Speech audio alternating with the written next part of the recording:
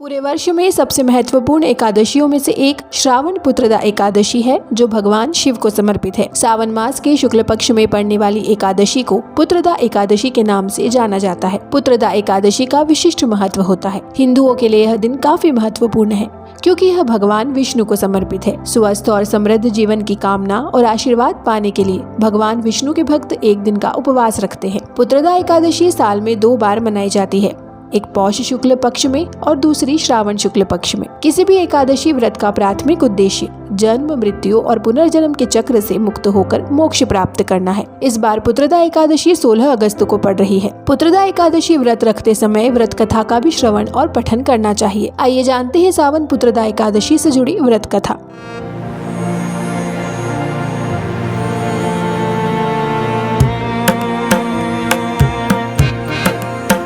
नमस्कार, स्वागत है आपका हमारे चैनल ट्रेडिशंस फॉर यू में। द्वापर युग के आरंभ में ही महिष्मति नाम की एक नगरी थी।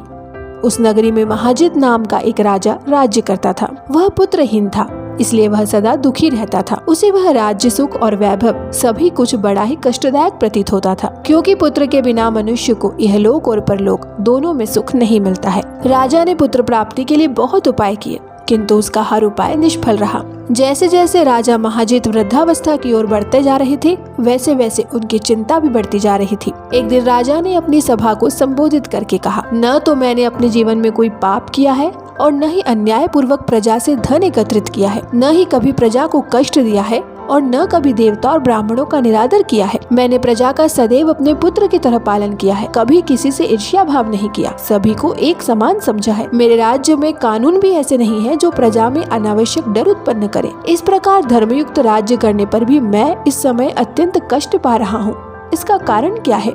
मेरी समझ में कुछ नहीं आ रहा है। आप इस पर विचार करें कि इसका क्या कारण है और क्या इस जीवन में मैं इस कष्ट से मुक्त हो पाऊंगा। राजा के इस कष्ट के निवारण के लिए मंत्री आदि वन को गए, ताकि वहां जाकर किसी ऋषि मुनि को राजा का दुख बताकर कोई समाधान पा सके। वन में जाकर उन्होंने श्रेष्ठ ऋषि मुनियों के दर्शन किए। उस वन में वयोवृद्ध और धर्म के ज्ञाता महर्षि लोमश भी रहते थे। वे सभी जन महर्षि लोमश के पास गए। उन सब ने महर्षि लोमश को दंडवत प्रणाम किया और उनके सम्मुख बैठ गए। महर्षि के दर्शन से सभी को बड़ी प्रसन्नता हुई और सबने महर्षि से प्रार्थना की, हे देव, हमारे अहोभाग्य है कि हमें आपके दर्शनों का सौभाग्य प्राप्त हुआ। मंत्री की बात सुन लोमश ऋषि ने कहा, हे मंत्रीवर, आप लोगों की विनम्रता और सद्व्यवहार से मैं अति प्रसन्न हूँ। आप मुझसे अपने आने का प्रयोजन कहें। मैं आपके कार्य को अपने सामर्थ्य के अनुसार अवश्य ही करूंगा, क्योंकि हमारा शरीर ही परोपकार के लिए बना है। लोमश ऋषि के ऐसे मृदु वचन सुनकर मंत्री ने कहा, हे ऋषिवर, आप हमारी सभी बातों को जानने में ब्रह्मा से भी ज्यादा समर्थ है, अतः आप हमारे संदेह को दूर कीजिए। महिष्मति नामक नगरी के हमारे महाराज महाजित बड़े ही धर्मात्मा व प्रजावत्सल है। वह प्रजा का पुत्र की तरह धर्मानुसार पालन करते हैं, किंतु फिर भी वे पुत्रहीन हैं। हे महामुनि, इससे वह अत्यंत दुखी रहते हैं। हम लोग उनकी प्रजा हैं, हम भी उनके दुख से दुखी हो रहे हैं, क्योंकि प्रजा का यह कर्तव्य है कि राजा के सुख में सुख माने और दुख में दुख माने। हमें उनके पुत्रहीन होने का अभी तक कारण ज्ञात नहीं हुआ है, इसलिए हम आपके पास आए हैं। अब आपके दर्शन करके हमें पूर्ण विश्वास है कि हमारा दुख अवश्य ही दूर हो जाएगा, क्योंकि महान पुरुषों के दर्शन मात्र से ही प्रत्येक कार्य की सिद्धि हो जाती है। अतः आप हमें बताने की कृपा करें कि किस विधान से हमारे महाराज पुत्रवान हो सकते हैं।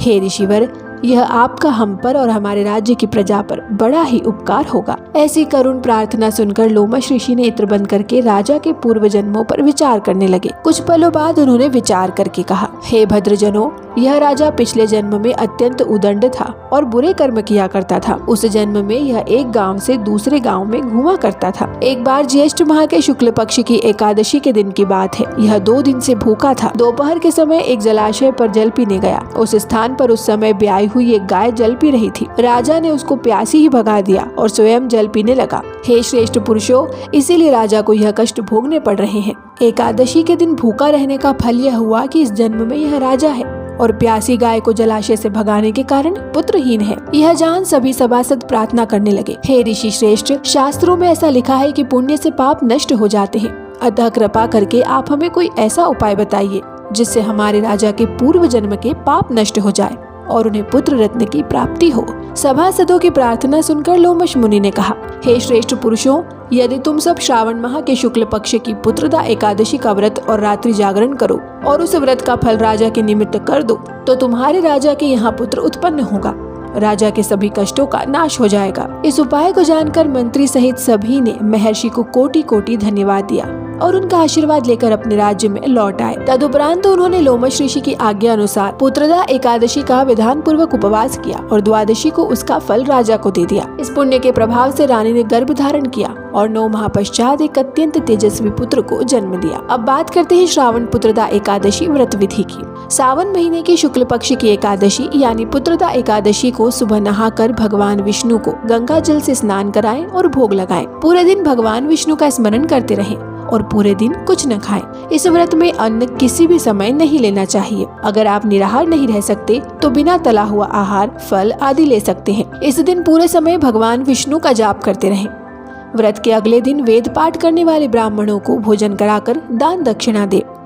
ऐसा करने से घर में सुख, शांति, ऐश्वर्य में वृद्धि होती है और निश्चित रूप से संतान सुख की प्राप्ति होती है।